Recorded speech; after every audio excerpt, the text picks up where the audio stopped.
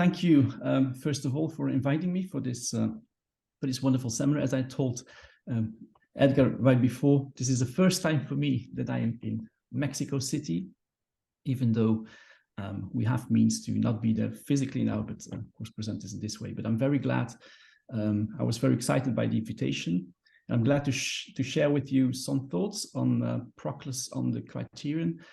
As I told before, also, this is a paper that I was working on some time ago. It's supposed to be part of a volume on post-Hellenistic epistemology. It will appear probably 23, 24. But I've never had the opportunity to present this to a live audience, so I'm very excited about this opportunity to hear your thoughts about the paper, which will allow me to make it better, of course. So the main passage that I will be discussing today is a passage from the second book of Proclus's commentary on the Timaeus. It's actually from the very long exegesis that Proclus provides of Timaeus 28a, where really at the end of that discussion, he adds like a short digression on the Criterion and how he understands the Criterion. He also refers the reader back to a longer discussion, which unfortunately is no longer extant in Proclus's commentary on the Theaetetus. But I think we'll have to do with what Proclus tells us in the Timaeus. There has been some controversy, I think, on the interpretation of this passage. So that's what I will also be engaging with today. So then, I will share my screen because I have a few texts that I will want to show you as well as we proceed. So in the second book of his commentary on the Timaeus, Proclus provides us with one of the most explicit treatments of the problem of the criterion of judgment from post-Hellenistic philosophy. The passage comes near the end of a long epistemological digression elicited by Timaeus 28a. This is the passage, the main passage on which his comments are directed, where Timaeus famously distinguishes between two levels of reality, being and becoming, and two corresponding cognitive states applying to them. I here have taken the translation from Runia and Scher in the translation of Proclus, because it will be important, of course, also to understand Proclus's comments on this passage. Now, we know from Sextus and Alcinous, among others, that the passage must have had a central place in discussions on the Criterion among the imperial Platonists. On the authority of this passage, some seem to have claimed that reason, logos, was the criterion of judgment for Plato, even if Alcinous further distinguishes between separate criteria for sensible objects, doxa, and intelligible objects, episteme, of which intellection or noesis would be the principle. Now, this may remind us of the so-called two worldview of the central books of the Republic, which comes with a more elaborate epistemology. For in the analogy of the divided line, the end of the sixth book of the Republic, as you know, Plato famously distinguishes between four cognitive states or capacities and their corresponding objects. In the later Platonic tradition, the terminology of the Criterion was indeed applied to the various faculties distinguished in the divided line. We find this, for instance, in Plutarch. We find this also in Iamblichus. We find it in Proclus's commentary on the first book of Euclid's Elements, etc. Now, both Timaeus 28a and the divided line, which are often read in close connection to one another in this context, typically hinge on the idea that cognitive capacities can be distinguished on the basis of their objects, which determine the certainty and reliability one could hope to attain in approaching them. If these are among the central texts in the late Platonic discussions on the Criterion, this means that the Platonists are looking for something quite different from the concerns that inspired the Hellenistic discussions on the Criterion of truth. In the later ancient text mentioned thus far, the term criterion primarily refers to the capacities or faculties of judgment, that is, the dynames that allow us to judge certain types of cognizable objects. Now, this use of the term is actually much older than the Hellenistic discussions on the canons or criteria of truth, where it typically denotes the standard or measure by which truth can be determined. The late Platonic usage can actually be traced back to Plato himself, though it is probably fair to say that it would gain much more prominence, especially in a post-Hellenistic context. Now, arguably, the most important locus Platonicus for the use of the term is Theaetetus 178b, so this passage, where the word criterion is employed twice with reference to Protagoras' man-measure doctrine. The passage has been influential in later discussions on the criterion, where it was interpreted in a number of ways. While some used it to attribute to Protagoras the view that sense perception, or man for that matter, is the criterion of truth, Protagoras is sometimes counted among those who accept no criterion at all, since for him there is no truth that is not relative. So all these visions are reported by Sextus, for instance. At any rate, if the passage supports the idea that sense perception is the appropriate capacity by which to judge, that may stand at the origin of the tradition that interpreted the criterion in terms of our capacity or faculty of judgment. Now, a very similar meaning seems to be envisaged in a second passage, this one, in which the term appears, namely Republic 10, 582, where the rhetorical question is raised as to whether, when it comes to judging pleasure, there is any criterion superior to experience, empiria, understanding, phronesis, or logos, however you want to translate it. Perhaps here it's rather an argument or reason. Even if it has received far less attention than the typically Hellenistic appropriation of the term, this meaning has been quite persistent in later Greek philosophy. Hence, one can easily understand why later Platonic authors could claim that Plato himself had made vital contributions to the discussion on the criterion in such canonical texts as Timaeus 28a and Republic 6, where the term is actually not mentioned at all, but it's about the faculties of judgment. And so, by extension, this should then be could then be interpreted as being on the criterion, in this sense at least. Now, this is, of course, not to deny any influence of the typically Hellenistic discussions on the criterion on the later Platonists. In their eagerness to harmonize different philosophical sources, Platonists, such as Alcinous, were able to accommodate different views in the criterion by distinguishing between that which performs the judgment, who, such as the intellect, and the means by which, the judgment is conducted, that is, the instrument employed by intellect, such as reason or sense perception. Sometimes another element is added, for instance, in Ptolemy's treatise on the criterion, namely that in accordance with which one judges, katho, which would typically serve as a kind of standard or measure. Now, Proclus is obviously informed by this tradition when in his commentary in the Timaeus, he addresses the problem of the criterion in an intriguing passage to which we must now turn. He addresses the problem of the criterion. The claim that I will try to substantiate in this talk is the following. Even though at first sight, Proclus in Timaeum 1, 254:19 to 255:26, that's the passage that we will be discussing today.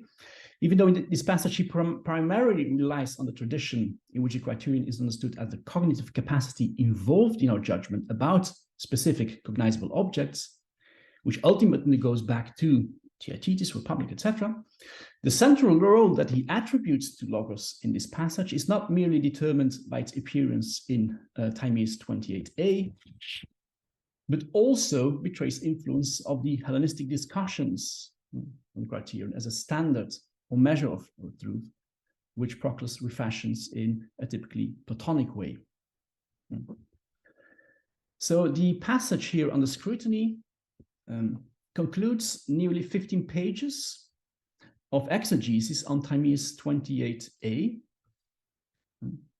So the passages I showed you earlier as text 1.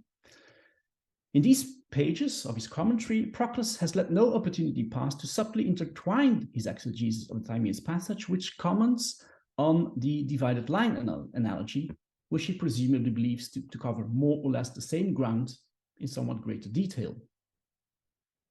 This analogy allows Proclus to interpret the four terms mentioned in Timaeus 28a, noesis, logos, doxa, and aistesis, in terms of a fourfold hierarchy of cognitive capacities, such as shown here, each of which is then separately discussed to some extent.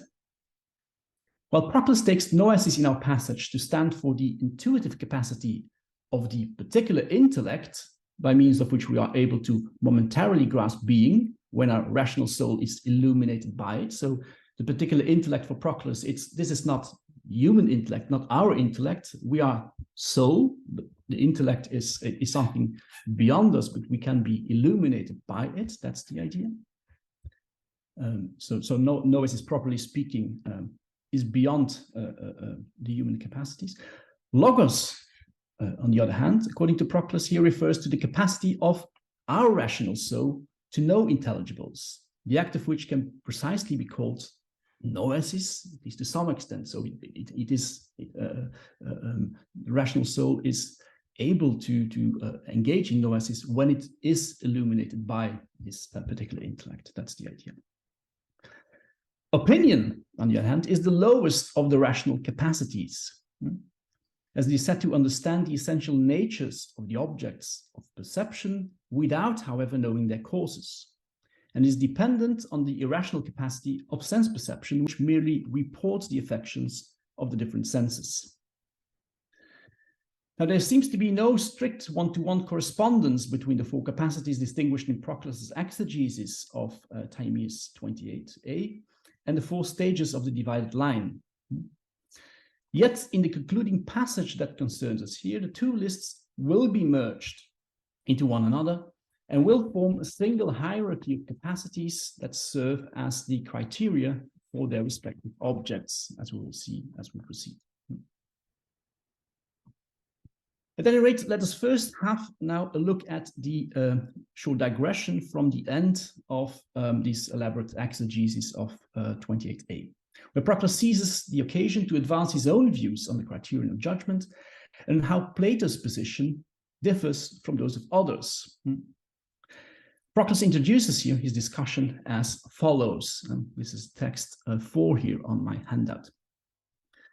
The view that Plato has on the criteria should, as a whole, be taken from these words, and these words meaning Timaeus 28a, I'm sorry. For different thinkers have posited a different criterion. Some think it is sense perception, as the Protagoreans say, so presumably it's the reference to the Theaetetus. Others think it is opinion, like the one who says that opinion occurs in all cases, a quotation from Xenophanes. Others that it is logos, not sure who this may be, perhaps someone like Heraclitus. Yet others that it is intellect. So Proclus is well aware of the controversy about the criterion of judgment and lists 4 different views held about it by the previous thinkers. And it's of course no coincidence that these 4 proposals actually concern the 4 terms mentioned in Timaeus 28a: sense perception, opinion, logos, and intellect or nous, which should probably be taken here as the faculty exerting in noesis, of course.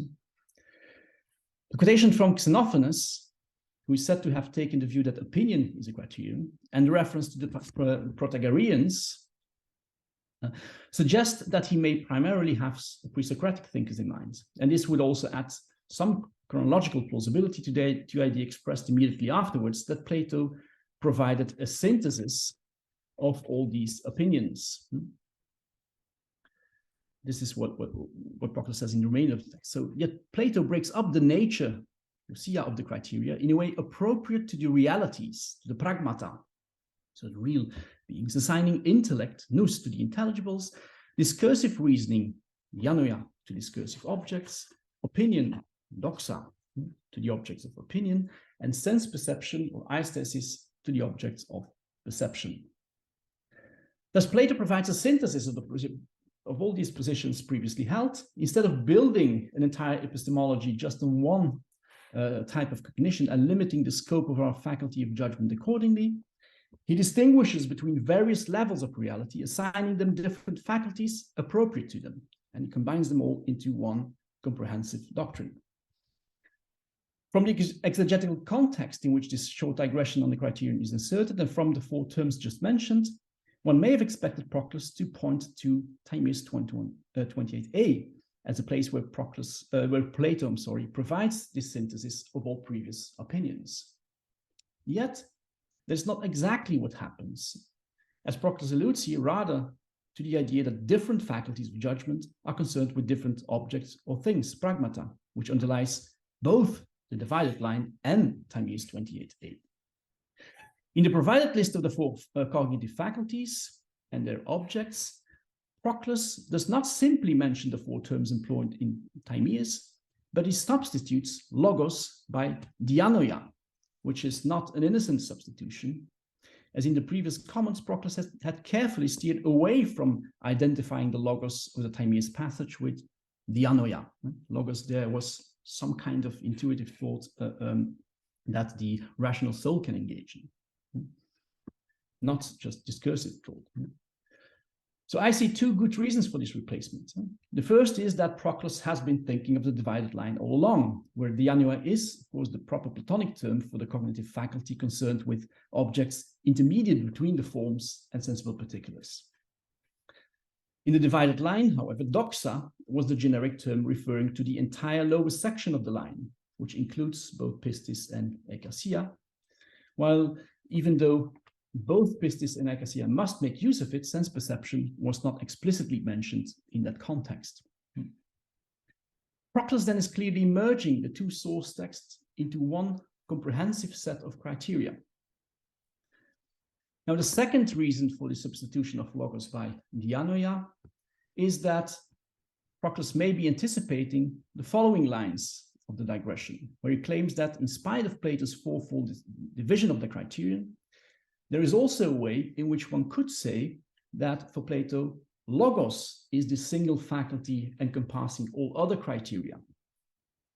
It would indeed have been quite odd and confusing to use logos both as the overarching criterion and as one of the four specific criteria resorting under it. So let us perhaps read the continuation of our passage. So Proclus continues, and you should not for this reason think that the criteria are, according to him, according to Plato, broken up, for the soul is both a unity and a multiplicity. So if judging belongs to the soul, very surely not our body that has the capacity to judge, and the soul is both a unity and a multiplicity, then its critical part, the kritikon, is both one and many as well, and its capacity to judge, kritika dynamis, is of a single kind as well as of many kinds. So what then is this single capacity, one might say? And we will reply, says Proclus, logos, so logos, reason. So in addition to this perspective most emphatically introduced in the central books of the Republic, according to which different cognitive capacities are to be distinguished on the basis of their corresponding objects, Proclus here introduces another perspective, that of the soul, which is a single agent able to cognize all these objects because it is a single locus of all the cognitive capacities previously mentioned. These cognitive capacities are multiple, in that different types of cognizable objects allow for different levels of understanding, but in a sense, they also form a unity, as they are all grounded in the soul's single rational capacity or reason, logos.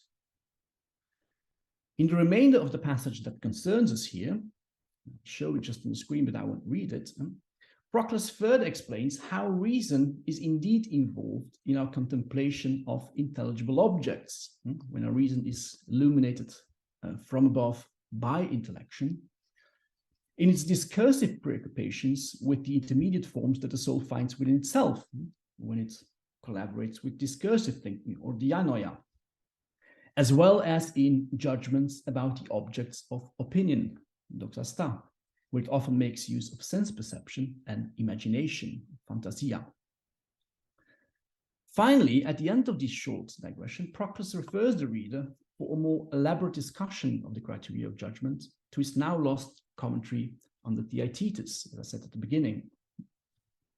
Reason, of course, plays an important role in the final definition of the Theaetetus, where Theaetetus attempts, unsuccessfully, to define knowledge in terms of a true judgment supported by reason, doxa aletes metalogu, which may provide a clue to the correct understanding of logos in the preceding passage. It is to the interpretation of this term, logos, that I think we must now turn. So, logos as a faculty, as the encompassing faculty of judgment. In a seminal paper on the Criterion in Plotinus and Proclus, the late Henry Blumenthal in 1989, the paper was called Plotinus and Proclus on the Criterion of Truth. Blumenthal provided an exegetical motivation for the central place attributed to logos in this short digression on the Criterion. According to Blumenthal, the reason why Proclus has chosen logos as the encompassing criterion must be determined by its role in the lemma under discussion, Timaeus 28a. On this reading, logos is to be closely associated with intellection, noesis, and with intellect, nous, which is the only level at which truth, in the strictest sense, consisting in the identity between the knower and the known object, is to be found. As such, intellect, and therefore logos, as the highest faculty, provides the measure for all the lower faculties, which necessarily fall short of its infallible standards, according to Blumenthal's interpretation of these Neoplatonic thinkers. If a criterion is to function as a standard of truth and as a measure by which one can judge and correct deficient pieces of information, intellect is actually the only criterion in the proper sense, since all the lower faculties are superseded by it. According to Blumenthal, Proclus's point is that, and I quote, all faculties are judges in their own sphere, but the judgments of the lower ones are subject to that of a higher court, namely intellect, end of quote. For this reason, only intellect, and thus logos in this very particular understanding, as Proclus introduced it in his exegesis of Timaeus 28a, can qualify as the single and ultimate criterion by which anything can be judged, ultimately. Now, I think Blumenthal is certainly right that there are passages in which Proclus unfolds such a hierarchy of cognitive capacities culminating with intellect, which, as the only infallible criterion, pronounces the final judgment about the lower types of cognition. Just so, for instance, somewhat later on in the Timaeus commentary, Timaeus 1343. Yet, for several reasons, I do not think that these passages provide the relevant context for our understanding of logos as a single criterion in the text under scrutiny. Nor do I think, as Blumenthal assumes, that the meaning of logos in the small excursion on the criterion is the same as in the preceding exegesis of Timaeus 28a. So logos is a kind of noesis, or very close to noesis. Firstly, we've seen that Proclus himself tells us that just as the soul is both a unity and a multiplicity, so too is our faculty of judgment, both one and many. Now, it is true that Proclus in the preceding lines had listed several different capacities corresponding to different objects, and these may be considered the many capacities endorsed by Plato, while logos is identified as the single encompassing faculty. Yet both the analogy between the soul and the criterion and the lines following on this statement, where logos is said to operate differently depending on the objects it is concerned with, are at least highly suggestive of the idea that logos itself is in some way a unity and a multiplicity. So we should interpret logos in this more variated sense, I think. Secondly, and more decisively, it appears to me that Proclus's association of logos with intellect requires some very important qualifications. It is true that in his explanation of the term logos, as it is employed in Timaeus 28a, Proclus tells us that it's the faculty that allows us to know the intelligibles, and the activity of which is called noesis, intellection. Thus, logos could be considered some kind of intellect, is what Proclus says it, nous antis eia hutos ho logos, that comes to be in the soul when it is concerned with the intelligible, with the noata. So this is the passage that I was quoting from. So logos in this sense, as understood in Timaeus 28a, comes very close to intellect, even though it is not intellect proper, because intellect, as I said at the beginning, even the particular intellect would be transcending the human soul. Yet neither here nor elsewhere does Proclus restrict the meaning of logos simpliciter to this very technical explanation that he needs for his exegesis of Timaeus 28a. It is indeed quite telling that only a few lines earlier, these lines earlier, Proclus has in fact distinguished between three different uses of the term logos, depending on the form of cognition in which it is involved. Here he distinguishes between logos doxastikos, logos epistemonikos, logos noveros, corresponding to these three different capacities, doxa, dianoia, nous, which all make use of logos in the sense that they're all rational capacities to some extent.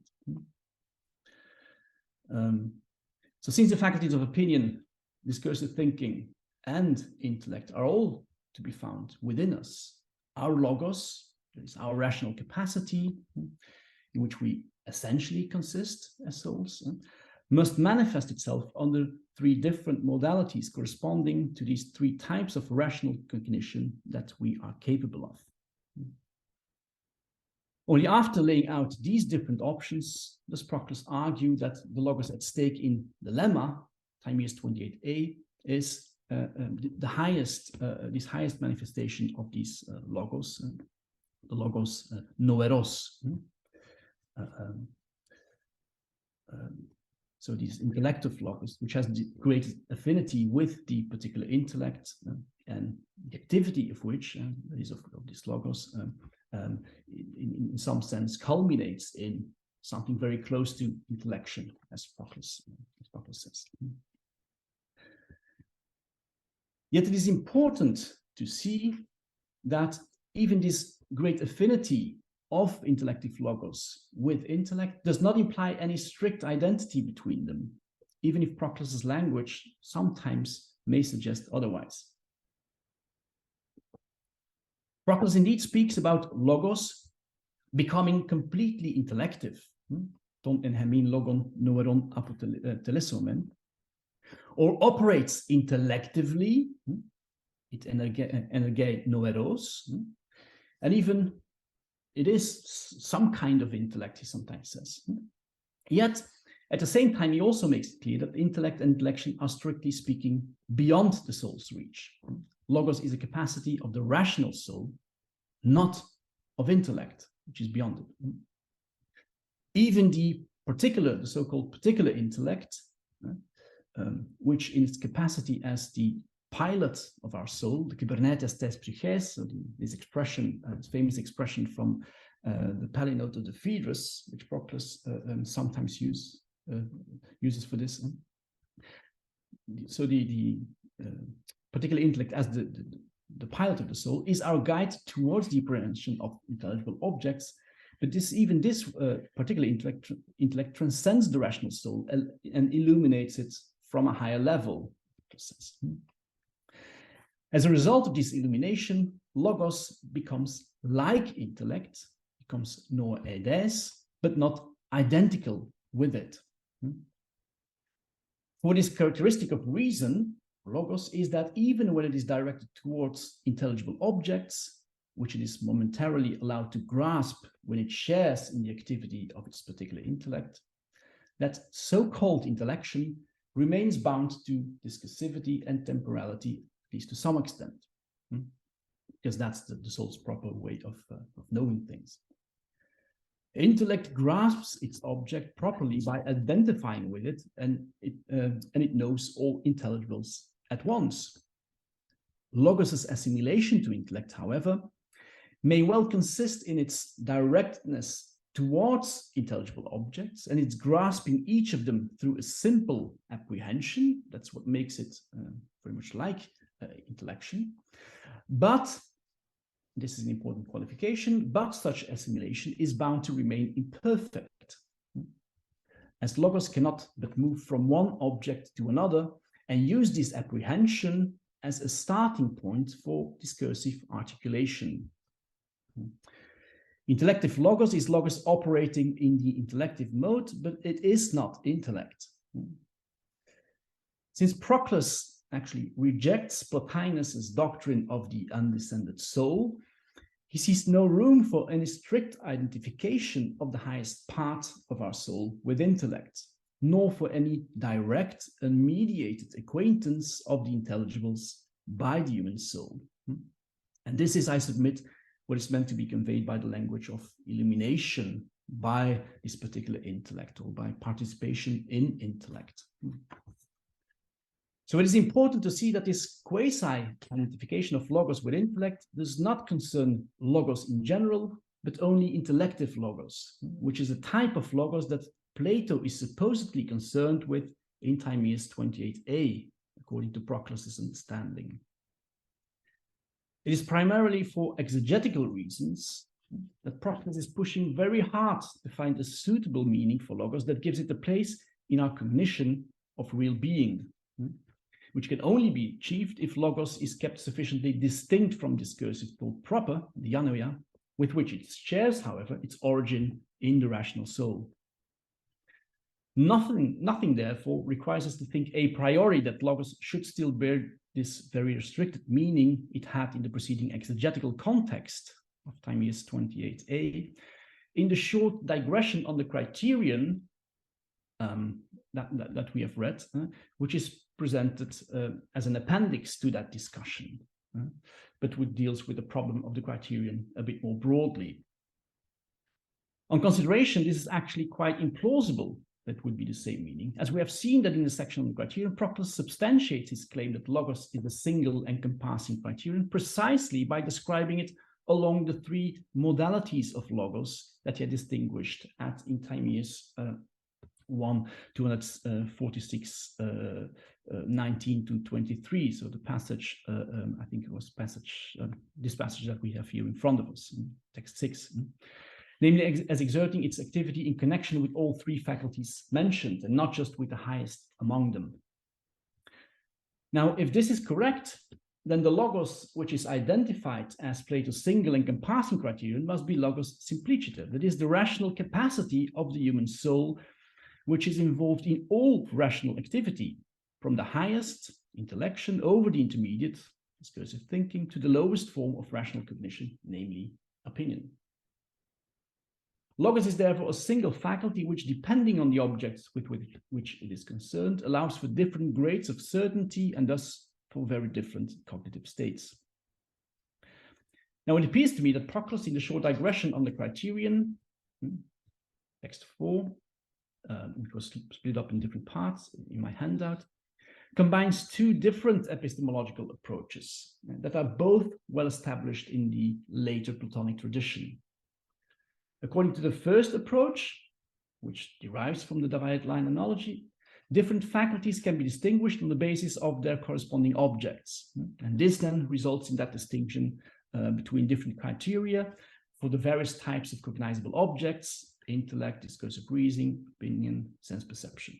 The discussion of logos as a single encompassing criterion, however, provides a different stance on the issue. It seems to dwell on an idea that can probably be traced back to Jamblichus, namely that forms of cognition are determined by the knower rather than by the object known. By this view, what the different types of rational cognition have in common is that they have their origin in the rational soul, and hence operate through reason or logos, which is the rational soul's way of understanding. From this perspective, the distinction between our various rational capacities is a distinction between different modalities under which our rational activity can manifest itself in its various cognitive operations, leading to different cognitive states. This is how I understand Proclus' suggestion that logos as a single criterion, single and encompassing criterion, is both a unity and a multiplicity. Okay. So much for this sense of logos as a faculty, as a single faculty for Proclus.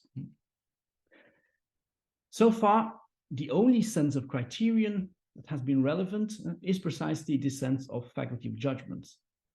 Yet, I think, the more technical Hellenistic usage of the term that refers to the standard or measure of truth is not entirely absent from Proclus' discussion either.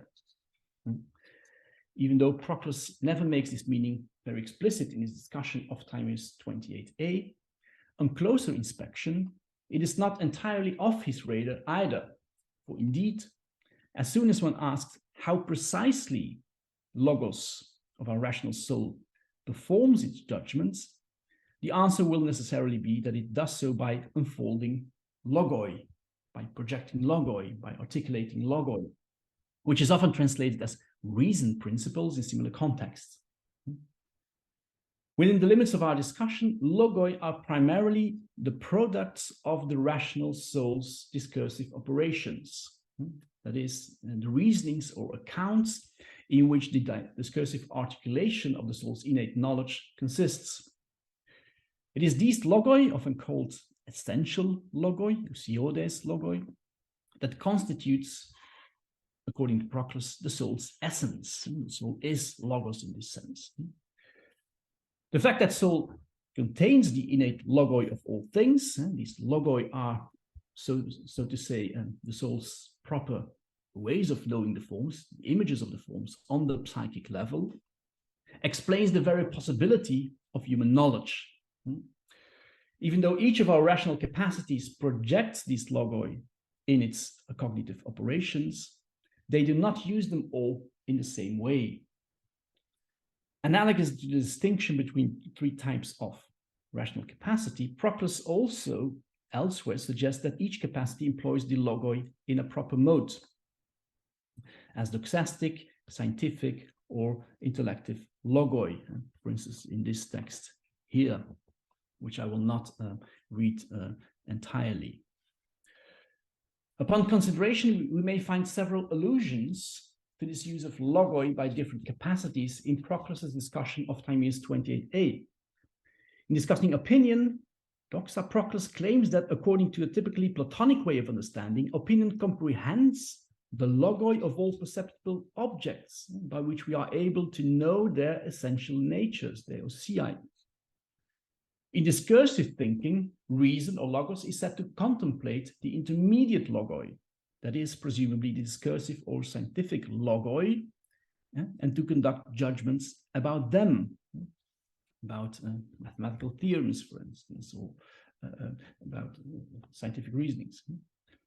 As we will have occasion to see, these judgments are as much based on the logoi that the soul derives from above, as they are applied to the logoi that the soul itself articulates in its reasonings. If this is accurate, then it is legitimate to say that these logoi serve as the Platonic equivalent of the standards by which one can judge cognizable objects.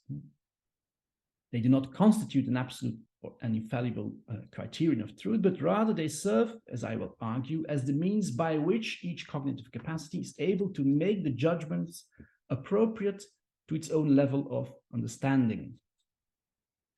Now, what is particularly Platonic about this is that the criteria of judgment the rational soul makes use of in its different capacities derive from above, in the sense that hierarchically subordinate objects of cognition are judged by standards, namely these innate logoi, which are both ontologically and epistemologically superior to them. And this line of thought also entails that ultimately intellect, where the identity between knower and object known is finally realized and where truth is attained, can function as the ultimate standard for all lower grades of cognition. Now, what I will try to do in the time that is left for us today is to show a few passages where Proclus is talking about this logoi, the soul's logoi, the soul's projections of its innate content, and in its use as some kind of standards by which these different capacities are able to judge their contents. So the first capacity which makes use of this is then doxa, the lowest rational capacity for Proclus. But Proclus makes it very clear at some point in his discussion in the Timaeus commentary that what is typically Platonic about doxa is that the Platonist, Proclus says, would claim that even in this judgment about sensible particulars, about sense perceptible objects, already some innate content is necessary to perform these judgments. So the soul in doing so, in judging, in making doxastic judgments, is already using innate content, so projections of logoi on the doxastic level. So these doxastic logoi. I just have one text which I will read and comment with you to illustrate this. So we must therefore describe opinion, doxa, as occurring in conformity with logos, katalogon, because it possesses accounts, logoi, that have knowledge of the essential natures, CI here, of sense perceptible objects. But from another perspective, we must describe it, doxa, as irrational, because it is ignorant of the causes of these objects. It is, doxa is the lowest rational capacity of the soul, immediately adjacent to the rational sense perception, but it makes use of sense perception. And it is rational only to the extent that it connects or it interprets, so to speak, this sense perceptible content in terms of these logoi, which derive from above, without properly being aware of it, without knowing where these logos stem from, without actually consciously applying them. That is how I understand this ignorance of the causes. So, in general, the passage proceeds. In general, each of the senses is acquainted with the affection that occurs in the living thing from the object of sense perception. And then he gives a very illuminating example. For example, when an apple presents itself, a concrete object, sight knows that it is red from the affection that occurs in the eye. Smell knows that it is fragrant from the affection that occurs in the nostrils. And taste knows that it is sweet. And touch knows that it is smooth. But what is it that tells us that this thing that is presented to us is actually an apple, this kind of object? Then I left a short piece out of it. Proclus says, well, it cannot obviously be one of the senses, one of the individual senses, because they just are concerned with one type of perceptibles. Neither can it be the common sense, what is called the common sense, according to Proclus. But it must be something which is superior to the senses, because it's not just by merely combining these different sense perceptibles or sense data that one has this view of the whole, of the object that it is. No, there should be some understanding of the whole before the parts that are provided by the sense data. And this is provided by the innate content of the soul, which projects this on the doxastic level already. So it is clear then that there must be a faculty superior to the senses which knows the whole before the parts, as it were, and partlessly contemplates its form, which connects together these various partial qualities that we've described. And this faculty, therefore, Plato has called opinion. I think those of you who are familiar with the later Neoplatonic thought will find in Christoph Helmig's book, Forms and Concepts, a very elaborate discussion on these doxastic logoi. But our passage still proceeds. There's still another function of these doxastic logoi, which Proclus goes on to explain in a bit more detail. Moreover, he says, since the senses often report other kinds of affections and not those as their producers wish them to be, the question is, what is the faculty in us which states that deception occurs when the sense of sight tells us that the sun is 1 foot across, and that the sense of taste tells sick people that honey appears bitter? So both a healthy perception, but when there are disturbing factors, or a disturbed perception altogether because of sickness, may lead to certain deformations, which judgment, doxa, is able to correct in judging about. Certainly, it is clear, I would think, that in all such cases, the senses report the affection that they have, and do not tell us what is completely false, for they state the affection obtained by the organs of sense, and that it is of a particular kind. But the faculty which states the cause of the affection and which judges it, that is different. So it's not sense perception itself. There is therefore a faculty of the soul which is superior to sense perception. It knows the object of sense, not by means of an instrument, not by means of the senses, but by its own means, and corrects the crassness of sense perception. And you can guess what faculty that is. That's the faculty of doxa, which is the lowest rational faculty, making use of its logoi, its projected logoi, in doing so. That's the idea here.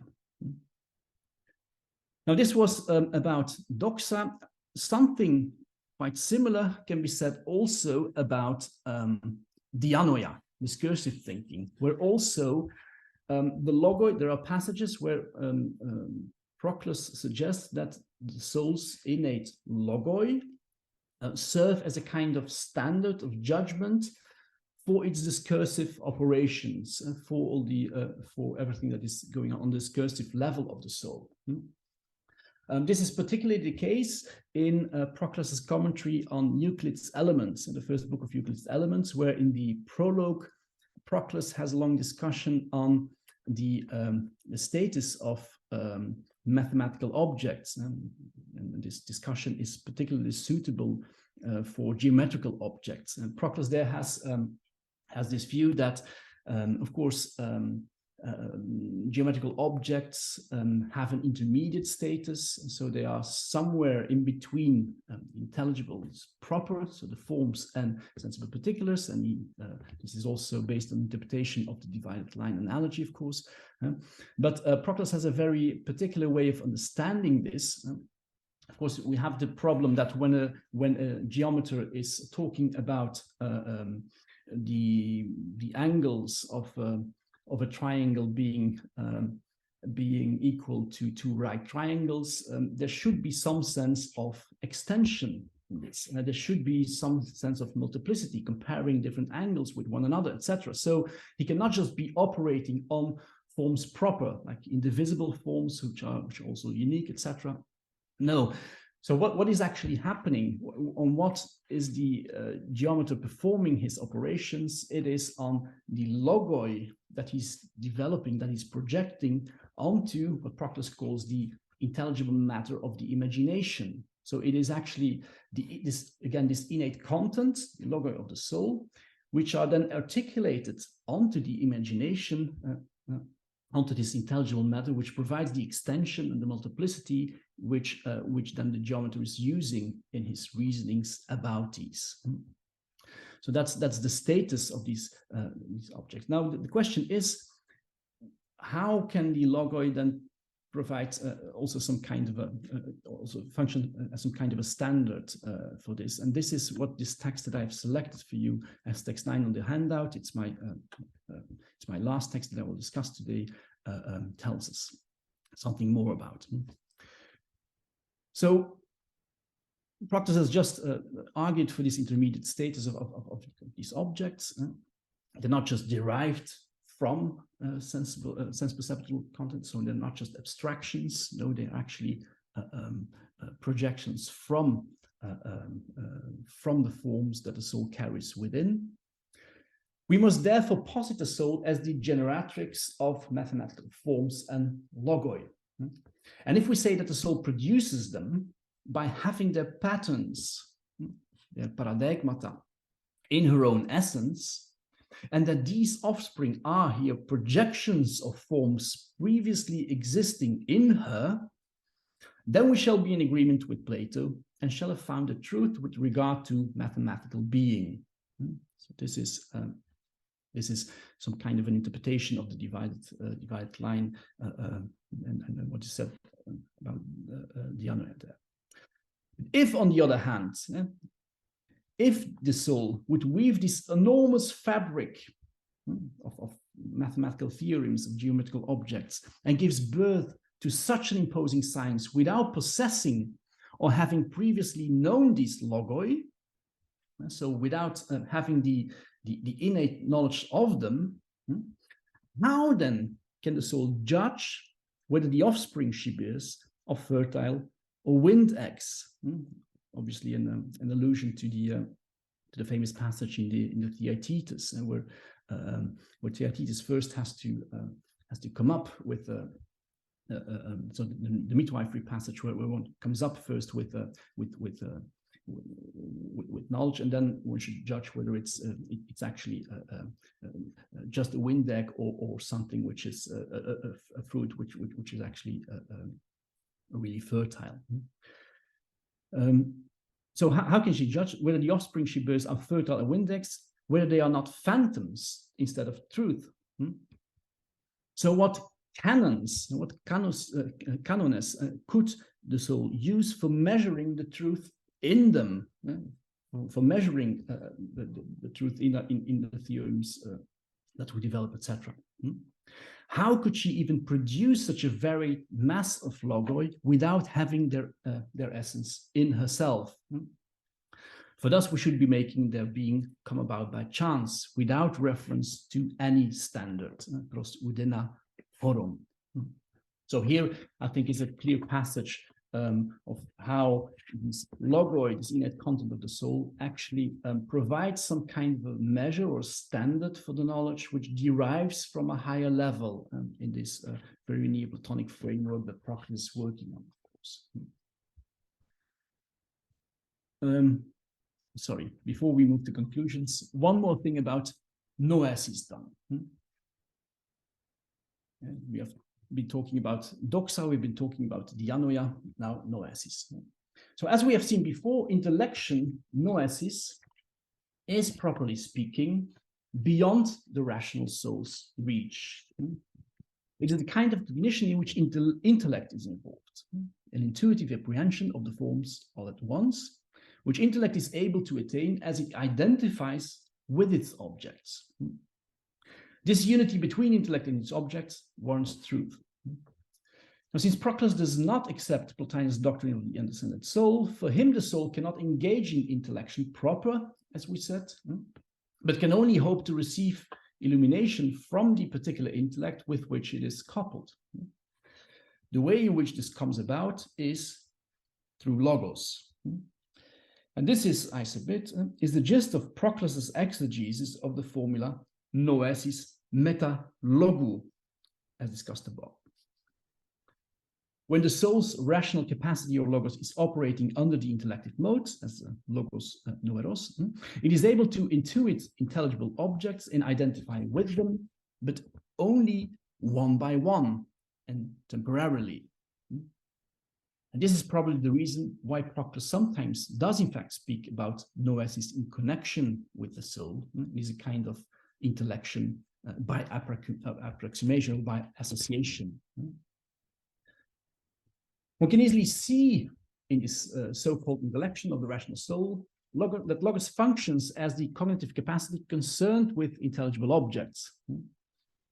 It is less clear, however, how logos or logoi in this type of cognition can serve as a standard of judgment. Well, the point is, I assume, that they don't. Logos is a capacity of the rational soul, so if the criterion of judgment must be superior to the objects judged by them, then logos can hardly be a criterion for the adjudication of intelligible objects. The opposite, rather, is the case. If truth is to be defined as the identity between the knower and the object known, and if this identity is fully realized only in intellect, then intellect must set the standard of truth for our logoi, as logo, the rational soul, rather than vice versa, of course. And this is, of course, the whole point of calling the soul's logoi images of the forms, for images can be judged on the basis of their greater or lesser resemblance to their model.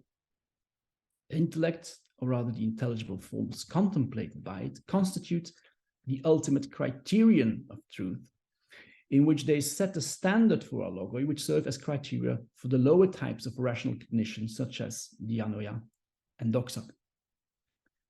This is why Proclus, later in his commentary on Timaeus, can say that intellect alone properly knows being, while the lower faculties, mentioned sense, perception, opinion, and knowledge, fall short in comparison with it and must be corrected by intellect. Now, even though the terminology of the criterion is absent from this passage, we can agree with Blumenthal, with the paper that I was quoting before, that in this context, intellect is for Proclus the real criterion, while all other criteria are relative to a restricted level of understanding and subordinate to the final judgment of intellect. But, and that was my point previously, that does not mean that when Proclus calls logos the encompassing criterion, that logos is still used in that sense, or that we must understand logos as being intellect or being closely associated with intellect. Okay. Time for some short conclusions, I think. So in this paper, I have argued that in the short digression on the criterion in his exegesis of Timaeus 28a, Proclus combines two different approaches to the criterion of judgment. When Proclus considers logos the single criterion involved in our judgments, he means that all judgments are products of the rational soul and its different capacities. This view is heir to a long tradition in Platonism, which understands the criterion as the faculty or capacity by which one may judge. Proclus's discussion, however, also bears the traces of another tradition, usually associated with the Hellenistic discussions on the criterion, in which the criterion functions as a standard against which truth can be measured. In considering the innate logoi deployed by the soul in its rational operations as the canons that allow opinion to judge the deficiencies of sense perception, or discursive reasons to judge the truth of the arguments and theorems articulated by the soul, Proclus gives this tradition a typically Platonic twist. The soul's unique logos may manifest itself under different modalities, depending on the type of rational activity it is engaged in, and accordingly on the type of cognitive object that it is concerned with. It may appear as intellective, scientific, or doxastic logos corresponding to the three rational capacities of intellection, discursive reason, and opinion. The activity of logos consists in each of these three capacities in the unfolding of logoi, which in their different modalities function as standards of judgment for the various rational capacities. Only in the highest cognitive capacity, intellection or noesis, is there a problem with this model. Proclus does not accept, as Plotinus would, that a part of our soul remains connected with intellect. The soul has no direct access to the object of intellection. All we can hope for then is that one's soul is that one's logoi are illuminated from above, that is by one's particular intellect, which thus serves as the ultimate judge. Since the rational soul is itself logos, such illumination must consist in a discursive engagement with objects that, strictly speaking, can only be intuitively grasped by an intellect that identifies with its object. This is how Proclus understands the formula intellection accompanied by reason, noesis metalogo of Timaeus 28a. As a kind of immediate rational articulation of the objects of intellection, it is the highest knowledge attainable for particular souls in their rational operations. In this respect, Proclus's exegesis exemplifies the idea, familiar from post-Iamblichian Platonism, that the way in which knowledge manifests itself is always determined also by the knower. Yet Proclus's speculations about the criterion seem to harmonize this subject-dependent model with the rather object-oriented model that derives from the divided line in Timaeus 28a. While according to this latter model, cognitive capacities can be determined on the basis of their objects, the subject-dependent model makes him characterize the knowledge that each of these capacities of the rational soul attains as logos. Because the vantage point from which the soul approaches any object of cognition is that of its own rational and discursive nature, which determines even its highest forms of cognition. And that was what I had to say today. So thank you for your attention. I will stop sharing my screen now. Peter, thanks a lot for this wonderful talk. It was really stimulating and thought-provoking. I mean, so I think we can now begin the discussion session. Are there any questions?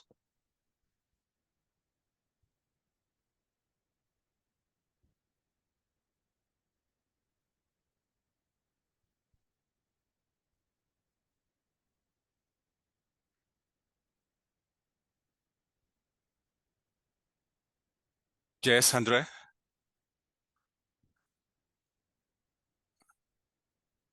Yes, thank you. Just to begin, I think it was in your T4 text. I don't have the handout actually. Okay. I'll perhaps share it again then. Yeah. So you translated the to Criticon with critical part, and I wanted to know that so on line 4 or 5, no, then its critical part is both one and many. So I wanted to know what if you stay by your translation, and what is the implication of translating to Criticon with critical part rather than with critical faculty or whatever.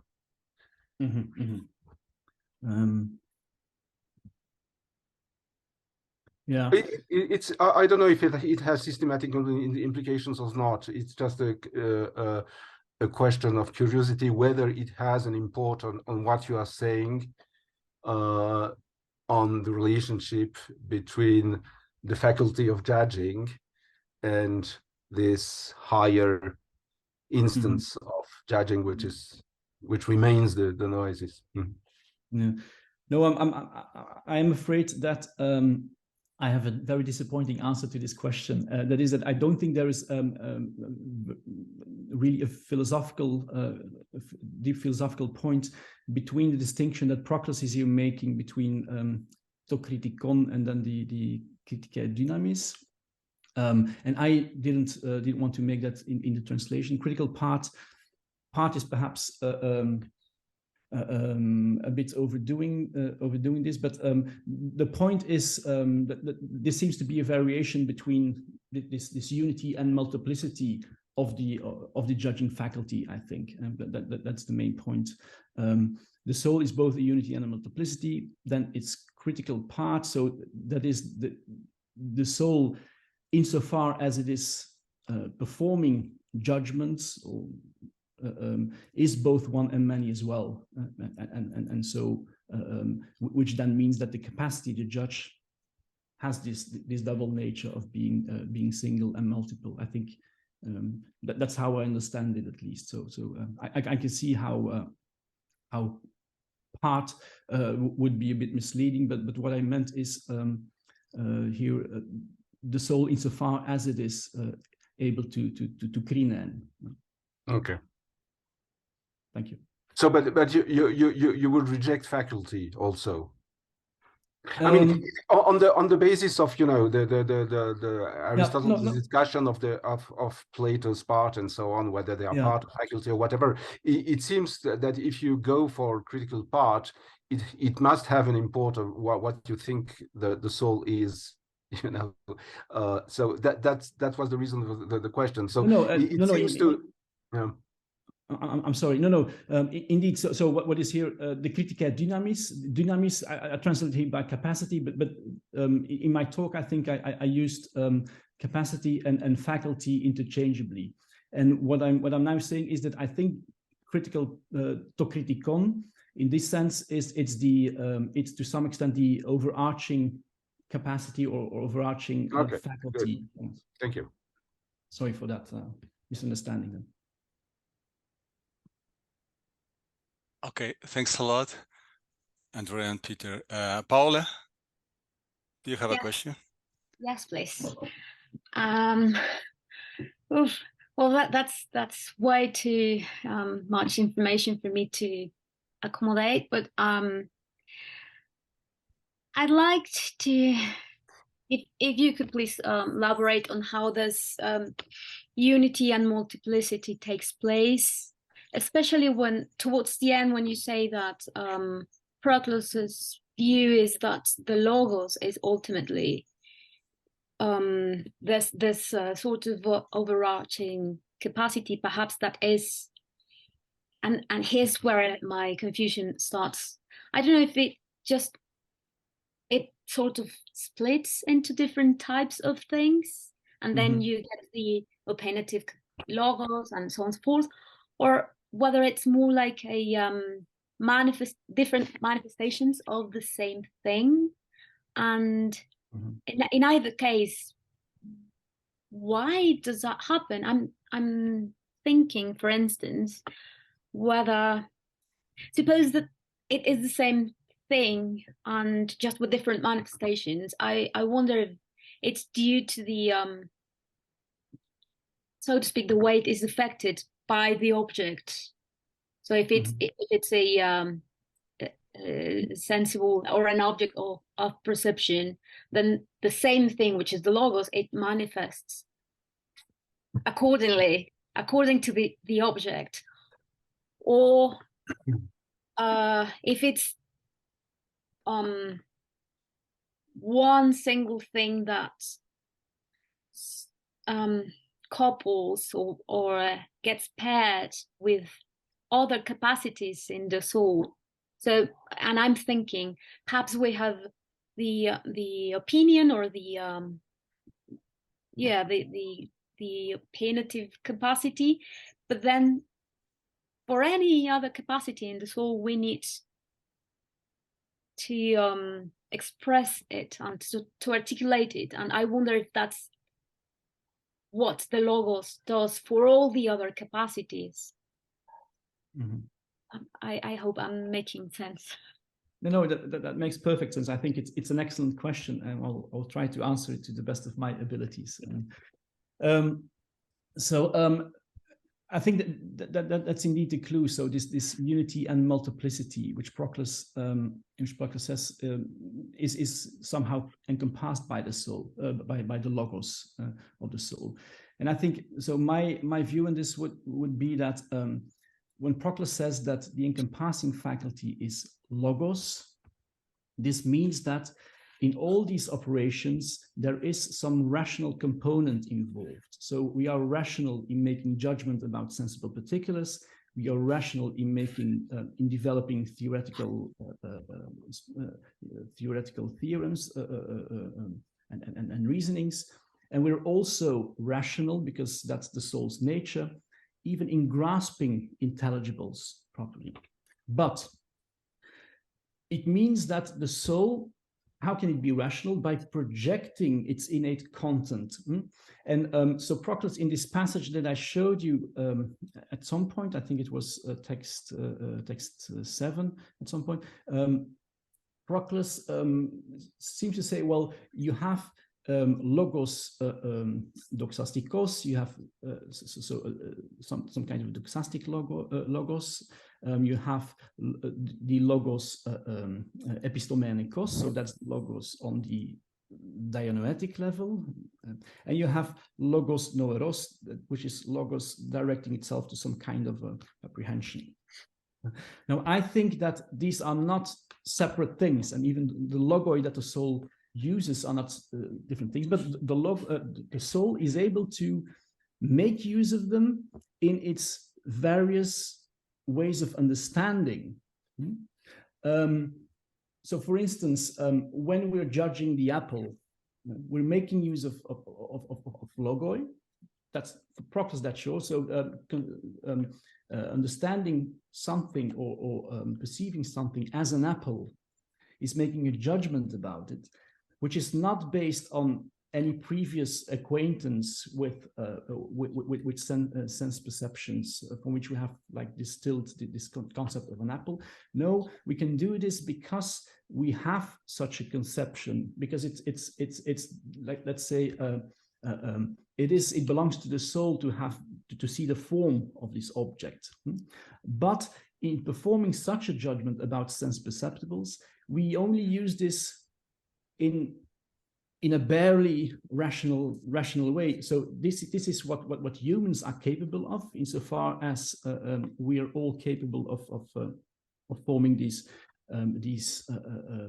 general concepts on the basis of our innate knowledge. But not all humans are, of course, aware of this. So they're engaging with these logoi in a doxastic way. That's what Proclus I think is implying. Whereas when we are doing like mathematical reasonings, we are employing them not directed to a sense perceptible content, but on the soul's own level. So we are using actually the same kind of logoi, but in discursive reasoning without necessarily being dependent on sense perceptions. And the same thing is when we are trying to grasp the concept, so some kind of knowledge by acquaintance rather than propositional knowledge, which the soul would perform its own level. Even then, Proclus says, we are using logoi, but we are using them in a noeric way, in the sense that we are performing something with the innate content of the soul, directed towards the grasping of objects, not towards developing this discursively. But even then, the soul is, of course, bound to its own status as something which it thinks temporarily. That's why, unlike intellect, we are able to engage in them only one by one, not all together. We can focus on one idea, on another idea, etc. So it brings us to some kind of a temporality, to some kind of discursivity involved, but not in the sense of discursive action proper. So I think this is the idea. So if you're then asking, is this a model which is object directed? So is it determined by the object that it grasps, or is it determined by the faculty or the kind of knowledge or understanding or cognition, we should perhaps say as a general term, the soul involves in? Well, the problem is, to me, that Proclus seems to want to have it both ways, and to have some kind of a combination between these two models. And my suggestion was that this actually is also a combination of the, let's say, the model that we know from the central books of the Republic, where Plato tries to distinguish the capacities corresponding to different kinds of objects, and this other model, which is very, at least for the later Neoplatonists, very much connected to someone like Jamblichus, that knowledge is always determined also by the knower. So that's why souls know everything in a psychic way, whereas intellect would know it in a transcendent way. So it's a very hierarchical understanding of spilling, of course, distinguishing these different levels. But I think this is how Proclus tries to understand this, and so not necessarily multiplying the levels, but multiplying the modalities of knowledge between these different capacities. I hope that was more or less an answer to your question, and more or less in terms that were also that came through, let's say. Oh yes, thank you. It was. Thank you. Thank you very much for the question. Thanks a lot, Peter. I have some questions. The first one is, so the idea is that logos is in a sense the criterion, because it's the criterion, because that is that which allows us to judge, right? Mm-hmm. That's like the Platonic sense of criterion. But in another sense, let's say in a non-Platonic sense, Hellenistic sense, it is not a criterion, because it is rather the criterion there is intellect. So the idea that of the phrase, or the interpretation of the phrase intellect with logos, is that the criterion is intellect, but logos is displayed at all levels of cognitive, at all cognitive levels. So that's like the main thesis, right? Well, I mean, in a nutshell. I mean, not going into. Well, I should perhaps clarify a few points. So when Proclus says logos is the encompassing criterion, I think it is indeed this one capacity of the soul of rational cognition, which determines, in a way, all the soul's levels of understanding. Yes. But this is, of course, that does not preclude Proclus from saying at the same time that that of course there's a hierarchy between these levels of understanding. Some of them are more deficient, some of them are more perfect, and then ultimately it would only be at the level of intellect where knowledge proper is situated, knowledge as being like this kind of identification of the know with the known, which could set, you could say, if you're talking about capacities, this ultimate standard. That said, I think the typically Hellenistic or the more Hellenistic notion of a criterion as a standard of judgment, if it's not connected with capacities, and so with intellect ultimately, but rather with some kind of a measure, I think we can find that was my the point that in the last part of my talk I wanted to make. We can find that in Proclus's views on how the soul's innate content, these logoi, perform or provide standards for judging throughout these different levels, and also like the logoi, which are already operative in doxastic reasonings, and there can correct our judgments about sense perceptible objects. So this criterion, this measure comes from within the soul and not just from the sense perceptions themselves. And also in making like in developing geometrical theorems, we also use this innate content. That's what Proclus says. So that these logoi set some kind of a canon by which we judge these developments as well. And of course, ultimately, the logoi, they are just developments from the contents of the intellect, because these are the soul's proper copies, but they're still tied to the soul's own nature because they're logoi. So they're developments, articulations of forms proper, in a sense. Okay, so in that sense, the logos as to Criterion is not merely, let's say, the capacity to judge, but the capacity to judge, providing standards, inner standards that have an inner source and and Yeah. that comes Logo from above. logo In a way, it comes above from above, in right? the plural. Logo in the plural. Then. Logo in the plural. Yeah. Yes. Yes. A logos that deploy logoi, right? And then so, I mean that's helpful because I was thinking that. I was thinking about let's say the lower and the higher levels. How do they fare in respect with this view? Because one could say that Proclus clearly accepts that aesthesis perception is a logos, right? I mean, it doesn't have a logo, right? But still, perception gives us something because, as you say in a passage that one of the first passages you quoted, perceptions tells us that is red. I mean, sight tells us that is red. So I was thinking that isn't that some kind of judgment? Does perception involve judgment in some sense, at some level? And if it does it then involve logos? After all, at least in the all-encompassing sense that the logos is that which allows us to judge. So what would you say about that?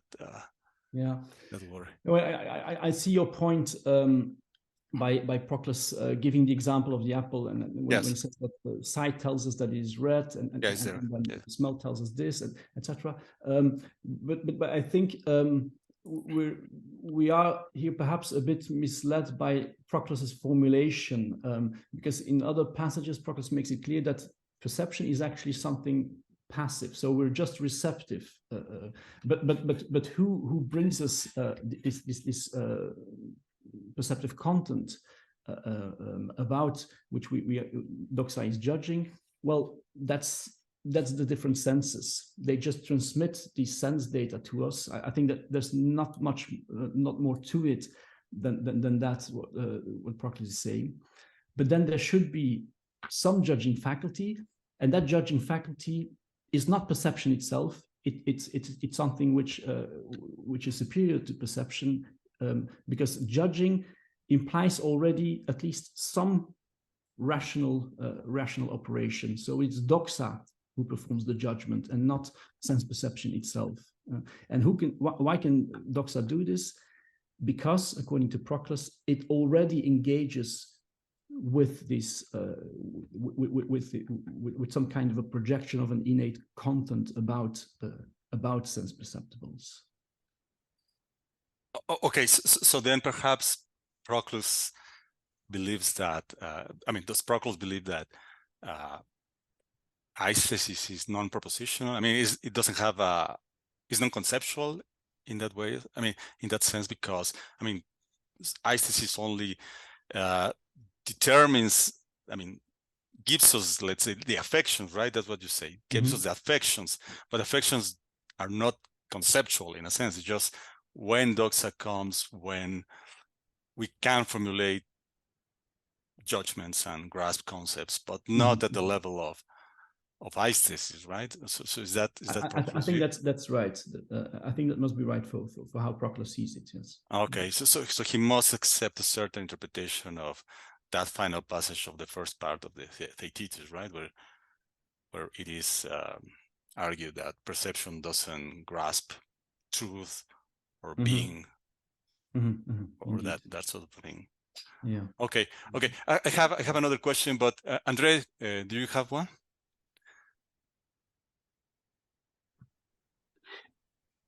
I'm curious. Would you go, or is there any ground to say that noesis? It's the reverse question, actually. That noesis is irrational in some sense.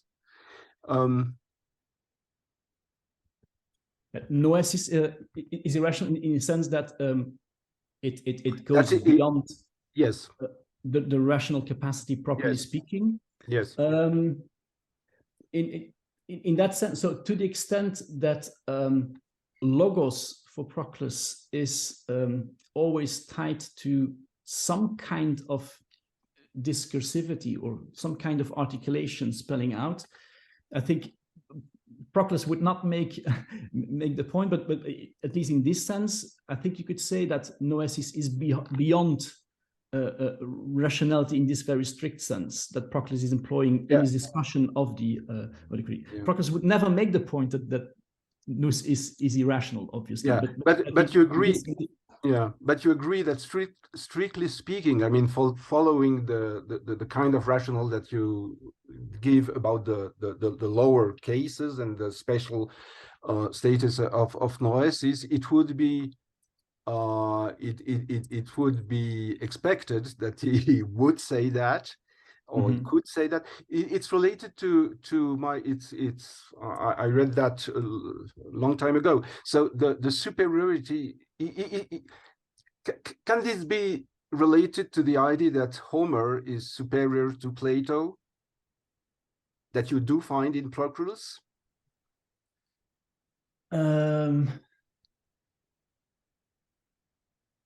Because in those passages, I don't remember where they come from. Probably from the Republic. I don't know. Yes, for the commentary of the Republic. It does say that there is a sense in which Homer, right, because he doesn't have the logos and so on, is superior because he's okay. So this is a very obviously a very paradoxical idea, but it seems to me related to this problem of relating the logos as an encompassing criterion at some level and a standard which is above or beyond or whatever. It seems to me to be an interesting difficulty, or yeah. Oh, it is an interesting difficulty, and indeed, like in the commentary on the Republic, on the essay of Homer, Proclus provides a defense of Homer precisely by distinguishing different types of poetry. Of course, Plato is perfectly right in denouncing mimetic poetry, which is just like an imitation of the real thing. Apart from that, there's also some kind of an intellective poetry. But then what Homer stands for, at least in his best pages, let's say, is some kind of an inspired poetry, which is not directed towards imitation, but which has some direct, even though of course allegorically, relation to something which is even higher there. So to that extent, for Proclus, there are certainly ways of understanding which go beyond the soul's immediate status, and which some types of poetry actually give us some access to as well. Indeed. Thank you. Yes, thanks a lot. Yes, thanks to Andrew for making that question. That was one of the other questions I was going to make, right? Because what happens then at a higher level of cognition. But I mean, I was wondering, I mean, maybe this can be helpful, I don't know, but I was wondering whether if Proclus sees logos as, let's say, like all-encompassing faculty that allows us to judge at all levels of cognition. So I was wondering whether, I mean, it's a pity that we don't have his commentary on the Theaetetus, because this is related to the Theaetetus, because I'm thinking that whether this reflects a certain interpretation of a crucial passage in the Theaetetus, right, in 187a, where once the final refutation of the definition of perception as knowledge as perception, Socrates says that we must look elsewhere then, not in perception, for that name that a soul has when it engages itself by itself with the things that are, right? So that's like the central passage where Socrates says that there must be some sort of faculty that engages, that allows the soul to engage with truth-apt contents beyond perception. And so Theaetetus says, well, I think that's called, I mean, responding to the question about what is the name of that, he says, well, that is called judging a thing, right? Doxasein. And that's what miscarries, I mean, the whole project of definition of the theaetetus in a sense. So I was wondering whether Proclus has idea that there must be some sort of independent, I mean, capacity for the independent judging or thought of the soul has anything to do with that, or if he says anything about that, right? Because I mean, once one rejects Theaetetus' suggestion that it is that capacity is doxa, I mean, then a way opens for taking rather that capacity as logos, and so distinguishing between different levels of cognition and of reality. So do you think that could be like the origin of this idea, or is it in the Republic? Because I mean, you stress that the source may be the Republic, but maybe the source is the Theaetetus. Thank you for the question. Well, Proclus makes it clear. I think he refers twice to the commentary on the Theaetetus, the now lost commentary in the Theaetetus. So it obviously was quite central, even in his understanding of logos. He refers precisely in that context.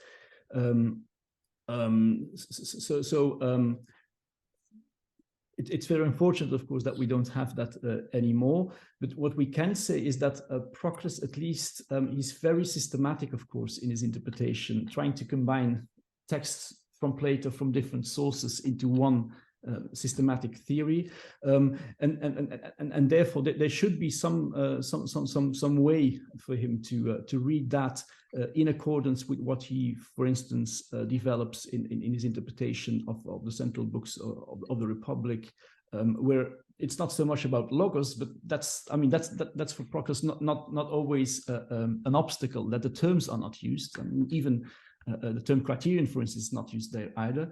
But it is clear that what logos is properly doing is not being directed to anything beyond the soul or lower than the soul or whatever. But what rational thinking in its highest capacities is capable of doing is engaging with the logoi without making use of the images of the logoi, so engaging with them on its own level, indeed. And this is also to some extent what I think he was trying to say in the passage that I showed from the Euclid commentary, where I mean he has there a fierce attack on the abstractionist theory of mathematical objects, so that they're not just abstractions from below, because how would we then be able to perform true judgments about them? How would we then have a criterion to judge these? No, this criterion should somehow come from the soul, and which the soul actually gets from something higher. There was something else, another point that I wanted to make about this. Yeah, I'm afraid it slipped my mind. But related to this discussion, like also with some of the early questions that we had, perhaps to clarify this point of Proclus thinking that the proper thinking of the soul is somehow related to the soul's own level and not grasping the intelligibles in a proper sense as intellect would do. It's very telling, for instance, that Proclus, in his interpretation of the final difficulty, the greatest difficulty of the Parmenides, where he said, well, you have this great difficulty that of course, if the forms are separate, we are not able to know the forms properly, nor are the gods able to know about human affairs and exert their providence. Well, Proclus actually buys that, and he says, well, to some extent there is truth in it, because we don't know the forms as they are. We just know the forms through the images that we have in the soul from these forms, and these are the soul's logoi, in a sense. Our actual thinking is engaging with these forms through the images that the soul carries within itself on its own level. So these psychic copies, in a sense. It was not directly related to the question, but to one of the previous questions, I think, to make the point clearer about proper intellect and intellection being somehow beyond the soul's reach for Proclus, even though he, as Proclus always, also wants to have it that the soul somehow is able to perform some kind of intuitive thinking, but related to the soul's own level, that is in a temporal way, one by one, etc., momentarily, and not as intellect would do it. So sorry. Sorry. So in a sense, then Proclus accepts that the previous suggestion of Socrates in the Parmenides, that the forms are thoughts, right? I mean, but just in a sense that there are some images of properly speaking, they're not thoughts. But they're not forms, right? They're images of forms, right? But the forms are the forms that we know. That we know. There is a level beyond this, but yes. that's not a human. Yes. That's not a human understanding. Okay. So we don't have direct access to them, but ultimately our knowledge derives from them as some kind of a procession from that level. That would be okay. Okay. Yeah. Thanks a lot, Christian. Do you have a question? Yes. Thank you very much, Professor, for your talk. I have a clarificatory question regarding the conception of criterion in Proclus. If I understood you well, you said that in Proclus we can find two senses of criterion. And when you said that, I was thinking in the well-known paper by Gisela Stricker about the concept of criterion in ancient philosophy. And in her paper, she says that it's pretty hard or even impossible to find a precise meaning of criterion in ancient philosophers. Even in a same philosophical school, we can find some ambiguities or different senses of criterion. So my question is, do you think that we can find an unified account of the concept of criterion in Proclus? A unified account in the sense that Proclus have some account of what kind of things can be criteria, or what is the aim of something that is considered as a criterion, or how should something that is considered as a criterion perform the task of being a criterion? That's my question. Mm-hmm. Thank you. That's a very good question. So I think the most explicit discussion that we have in Proclus about the criterion is the passage that we've been discussing today. But always with this caution that Proclus himself refers for a longer discussion about is to his commentary on the Theaetetus, which is no longer extant. So in that sense, it's very unfortunate. There are, of course, other passages where Proclus employs the terminology related to criterion, and that's another way to go about this. And that's, for instance, in his interpretation of the divided line analogy, which he has a long discussion about in the prologue to the Euclid commentary, and some thoughts about in other passages. Now, relating to this idea of Gisela Stricker, I think in her text, she at least in the introduction, she makes this point very clear that well, when we're thinking about criterion, most people would most naturally think about its employment, which is very striking, of course, in Hellenistic philosophy, especially in Stoicism, in the Taxan Stoicism, in the Epicurean Canonica, etc. But I think in the introduction, she makes it clear that actually this sense of criterion, not as this standards or measure by which one judges truth, but just as the faculty performing the judgment, that this is actually something which is both older and also more persistent throughout ancient philosophy. And well, I've pointed out to some passages which I think are also discussed in that context by Stricker. such as the passages that we have in Plato, in the Theaetetus and the Republic.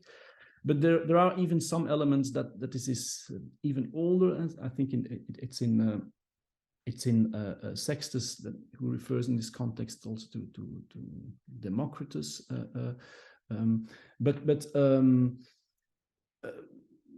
Yeah, the point is that this is I think the most persistent, and it's clear that in the later Platonic tradition, at least the way I see it, when they're applying this sense of criterion as the faculty performing the judgment to texts such as Timaeus 28a and the divided line, that they're actually using Plato's use of the word criterion in Republic and in the Theaetetus as some kind of a justification for employing the term criterion in the sense of faculty of judgment. But what is interesting to see, so this is the most persistent, but what is interesting to see is, at least in my understanding, and that's one of the points that I wanted to make here, is that this is not sufficient to understand Proclus's short digression in the commentary on the Timaeus on the criterion, because it is to some extent also informed by this other tradition, by this tradition which we usually connect with Hellenistic philosophy. And Proclus is certainly not the only one to be informed by this. To some extent, I think you can find some elements also in Alcinous' Handbook of Platonism, which is another quite elaborate discussion on the criterion. And you could find also like the different senses of criterion also discussed, for instance, in Ptolemy's short treatise on the criterion. So this is not unique, but it's at least like a very persistent line that goes to the later Platonists in this respect. I hope that clarifies a little. So, is there a unified set? Well, one could at least say that, for instance, from in Ptolemy, he attempts to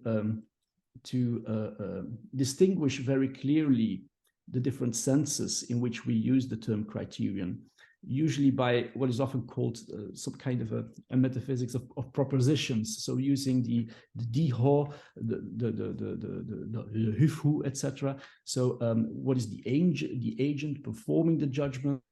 What is the standard by which we use to perform the judgment? What is the instrument used, etc. Alcinous is clearly informed by this. We don't find these distinctions in Proclus's extant texts, so far as I know, certainly not in this passage of the Timaeus commentary, but at least what he writes about the criterion seems to be informed by some such tradition. But, thank you. Thank you for your question. Thank you. Yes, Teresa? Yes, thank you very much for your talk, Peter. I think at the beginning of your talk you mentioned fantasy. So I wanted to ask you if fantasy is somehow related to this doxastic logos in Proclus. Mm-hmm. Yeah, Fantasia for Proclus seems to perform a double function in the different texts that he writes about it.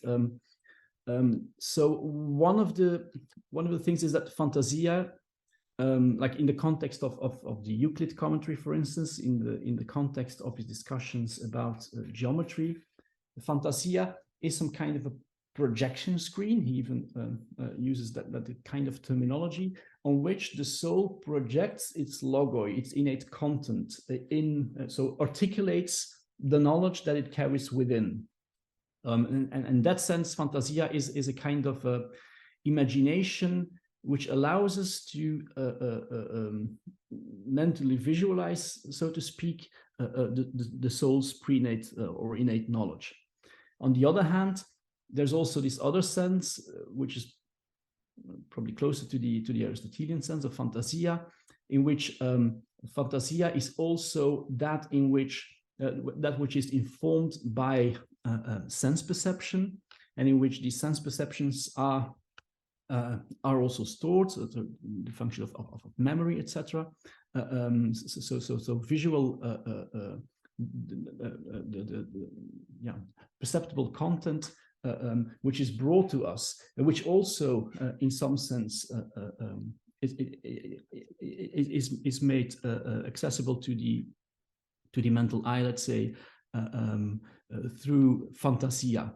In this sense, so fantasia can be our imagination being either from below, fed from below, from sense perceptions, but also in Proclus, like from above, like projecting this innate content in an articulated way, and that's what the soul can perform on its own strength, so to speak, without having to take recourse to sense perceptions, but developing the contents, the knowledge that it carries within. Thank you. Thank you for allowing me to clarify that. Thank you so much. Peter, I have another doubt, one last doubt, and this is, I mean, in one of the first passages you showed us, Proclus seemed to give some sort of history of the criterion, we may say that, right? Because he was saying, like, well, some say that it is aesthesis, others says that it is doxa, others says that it is logos. I mean, at least he says something like that, right? Yeah, and you suggested that that he may be describing the views of the pre-Socratics, right? And so I wanted to, I mean, to raise a doubt about this, because I mean, I was thinking that, I mean, and the source of the doubt is that this seems to clash with what we may think is Plato's view on the subject, right? And also on Aristotle's view, because he seems to follow Plato on this, right? Because at least Plato in the Theaetetus, he seems to say, he seems to classify all pre-Socratic philosophers except for from Parmenides in the same box as Protagoras, right?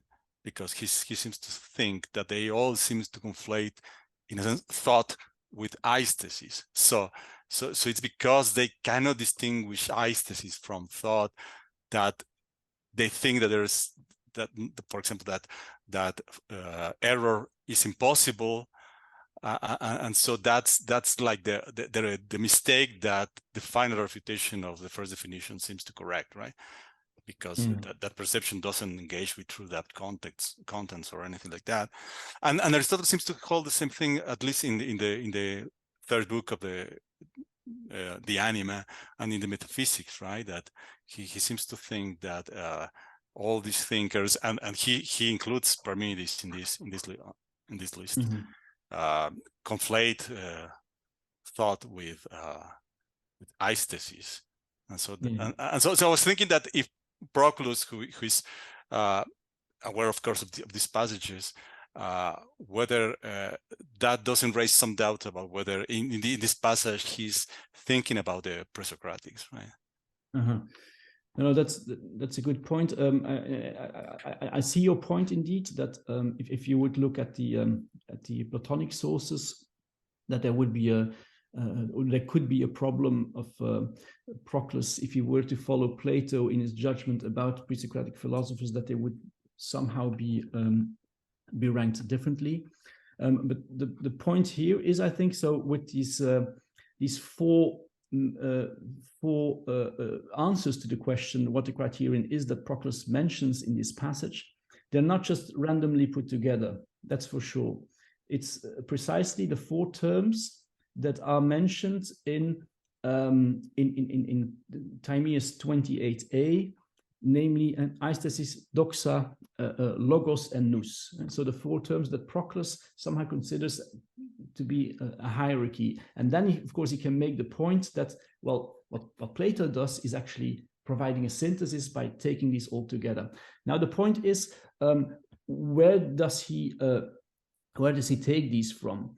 And I can see that for Proclus, it shouldn't necessarily be very important what the origin is, but he gives us at least some clues. And so something it is sense perception, as the Protagoreans say.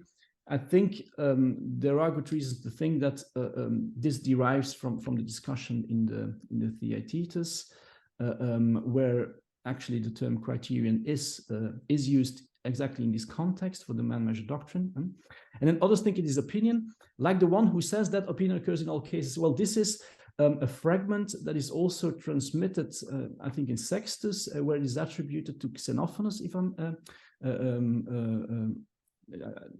not mistaken, it is in Sextus, but it's certainly attributed to Xenophonus, also in other sources. So that must be Xenophonus, and then all the rest was just speculation for my part. Others say that it's logos, yet others that it's intellect. I mean, in Sextus we have, for instance, this idea that I think someone like Heraclitus considered logos to be the criterion. Personally, I would think in the case of nous to someone like Anaxagoras, although that is not what Sextus writes about it. I think Sextus puts Anaxagoras also in the box of those who think that logos is the criterion. But so this was like a mere extension of mine, of course. Proclus, what for Proclus seems to be important is that all these four capacities have been proposed. And then my point was, in order to give this some kind of plausibility to the idea that Plato is actually providing a synthesis, then one must think that in Proclus's mind, all these propositions were made before Plato. Otherwise, it wouldn't be a synthesis, or it would rather be some kind of an anticipation of what people have said later on. But Proclus is like, very often in his Timaeus commentary, he's very diligent about mentioning his sources. Here, obviously, he's not. So I think we should not hinge or put too much weight on who proposed this. The point is rather that Plato is the one who provides some kind of synthesis, and that's exactly what he does in Timaeus 28a. That's the main point, I think. But there are some pointers here that at least the first two options are by the Protagoreans and Xenophonus. So it was just thinking further on those lines. Okay, yeah. So perhaps that is compatible with what I was saying, right? Because yeah, I mean, in a sense, because he may be thinking that, well, part of the synthesis is to show that even though they talk about doxa and about nous and logos, still they reduce that to perception. So that's the wrong way, and so the right way to go is to distinguish all these different levels, but that requires a different approach. So yeah, yes, that's helpful. Thank you. Thank you. So I think we may have time for one last question, or if not, yes, Andre. Just a small remark about the Xenophonus thing. I think the translation, actually, I don't know what the Greek of Proclus is, but anyway, the rendering is bizarre, because I think it refers to one verse of Xenophonus, which is already cited, but the meaning of the verse actually is, in contrast to truth, opinion is reigning everywhere. So has the upper hand. So the meaning in Xenophonus' verse is not that of a criterion. It's that what happens in the common doxa, right? So it's if you want, a pessimistic and not a positive. So it's interesting that Xenophonus could be used as that. Xenophonus' pessimistic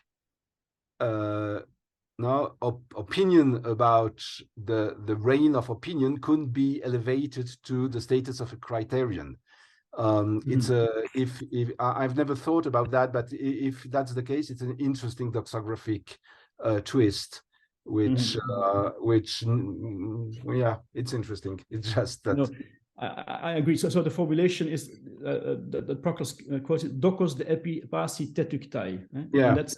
But I think it is interesting because obviously there in the source it's not really part of this of this discussion, this kind of discussion. But I think Proclus is not the first, if I'm not mistaken. So it's in Sextus already that is mentioned in this context. I think it's in Against the Mathematicians 7, paragraph 110. Thank you very much. I will check this because it's interesting for the construction of the doxography and about what you say about actually Plato's synthetic. So yeah, so that means that it's interesting the pre-Socratic thing, because it's common knowledge that Aetius, that the handbook, right, is full of pre-Socratics. And the pre-Socratics play a role that wouldn't be to be expected in the post-Hellenistic area. So, in the sense, the fact that the pre-Socratics represents all the possible positions is interesting in itself, quite independently of what the source of Proclus might have been. So, yeah. That's my own, cup of tea. No, thank you for pointing that out. Thanks. Peter, thanks a lot for this wonderful talk. Then, I mean, the discussion has been very lively and interesting, and so I would like to thank you and everyone who attended for this extraordinary talk. Thank you so much for inviting me. It was really a pleasure. Also, indeed, a very, very good and lively discussion. So, very happy with this. So, thanks again to all of you. Thanks to you, Peter, and I hope it is not the last time you speak in our seminar, that we have the opportunity to listen to you again. Certainly. Thank you very much. Thanks a lot. Bye.